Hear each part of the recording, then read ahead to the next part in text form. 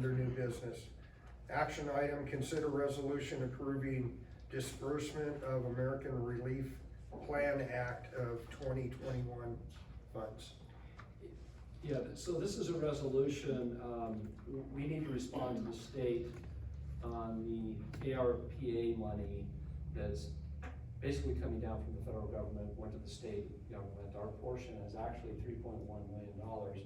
There are rules that are somewhat general, actually, on how we can use the money.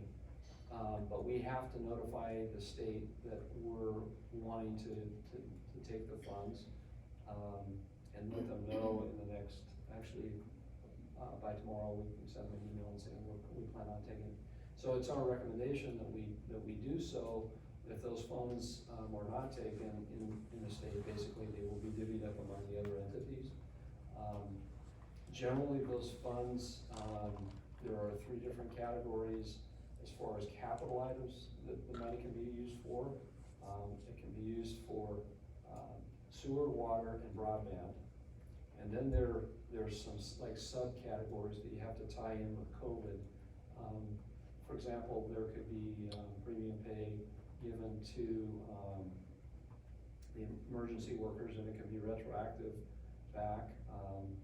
And so what this resolution does is it basically says, yes, we will take it, but we think we need to go through a process and include the public as well on how they think we should use these funds, because there might be some requests for some different things. And so in the budget last time, we mentioned of putting some of it into the sewer, because that's a specific capital project that's mentioned there that we don't have to have any specific ties to COVID, and then putting some of the money in for other general projects or requests from the public. Those can be changed, but we needed to put them, for example, in the budget for next year. And they called, I mentioned before, the tranche, the first tranche actually will come into our budget this year, and we anticipated doing that. So anyways, we have a lot of capital needs, and there's other needs in the community that,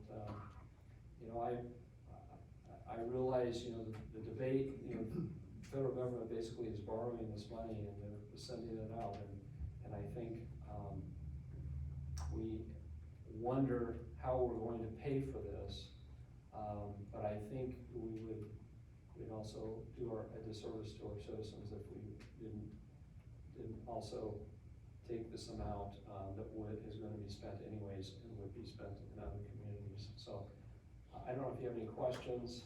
That's the thinking on a staff level, but we just want a direction from basically mayor and council that yes, indeed, we want to take that, and then we'll go through the process later on budgeting.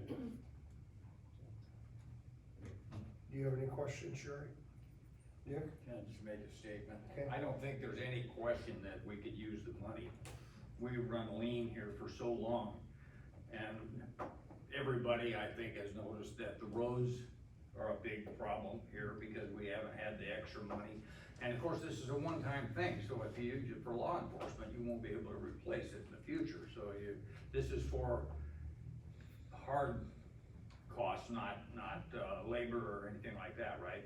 We can use some for going back for some premium pay for emergency workers through COVID, but that's a decision you don't have to make tonight. That's a decision the council can look at this and get requests from folks in the community.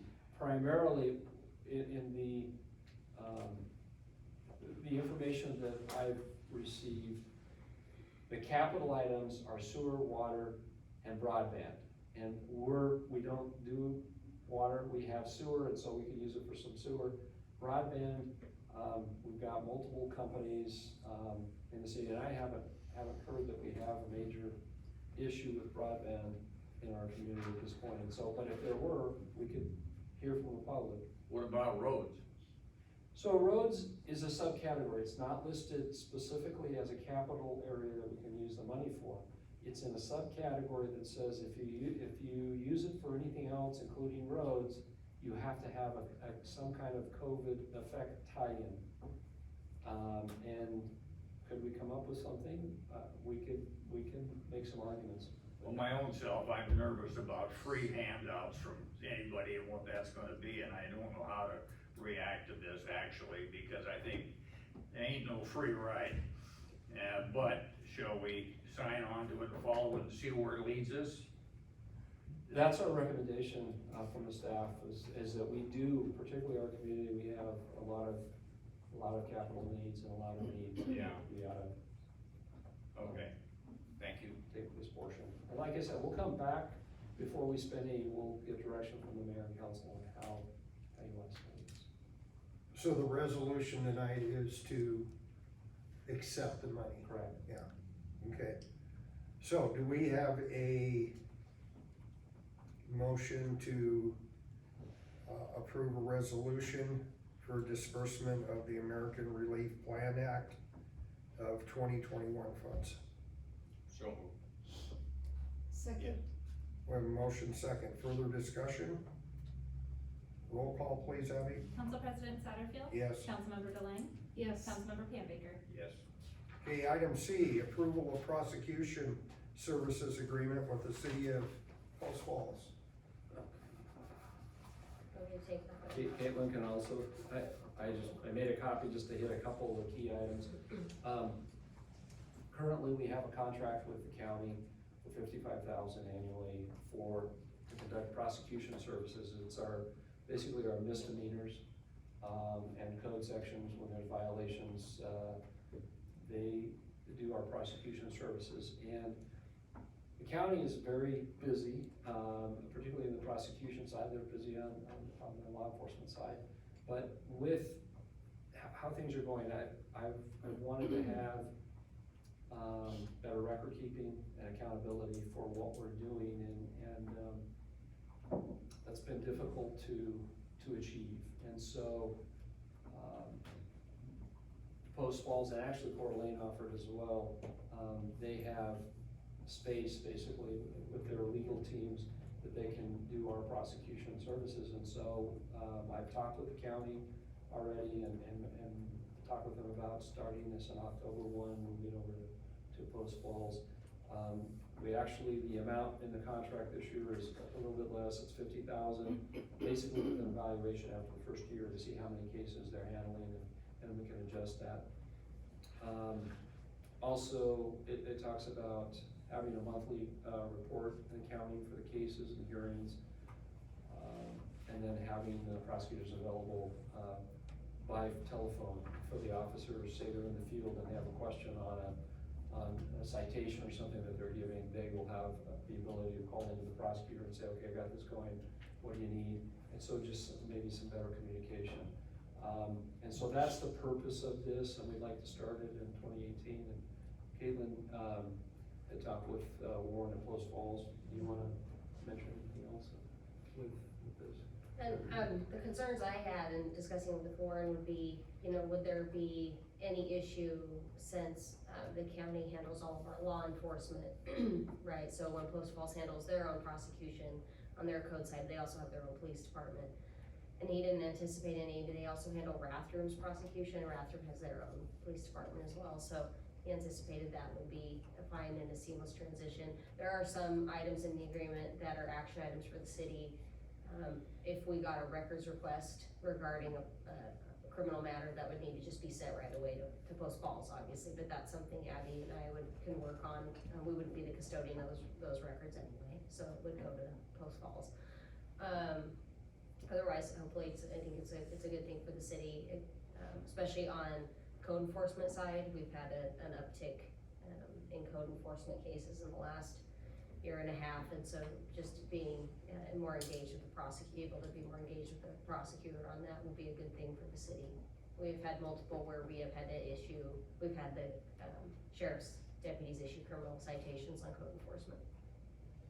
Do you have any questions, Nick? Just a question, so the purpose for this mostly is that the prosecutor's office for the county is busier than heck, and I bet they are. Yeah. And they're understaffed, probably like most people are. And Post Falls has stepped up, and possibly Coeur d'Alene, if you worked it that way, stepped up to the plate. Looking back, probably 25, 30 years, Post Falls has always been our friend. Mm-hmm. I mean, even when we were in trouble years ago with the sewer plant and we couldn't find, and we were just growing at the time and it was a tough time. They stepped up the plate and ran our sewer plant for us and stuff. They've always been a good neighbor and a good friend, so I trust them, and they seem to think that, they have the staff and they can handle this maybe in a little better manner. Yeah, Which makes sense to me. Yeah, Brett and I have talked and met with Shelley and Warren a few different times and told them our additional needs. They've assessed it, they've talked to their prosecutors to see what they can handle.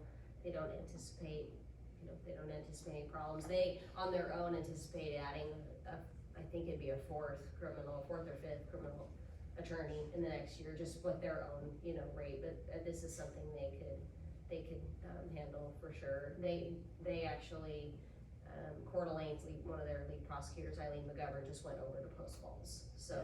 Good. Yeah, so it's a really good thing, and just to both cities for being open and available to having us help in that transition too, so it's been a good thing.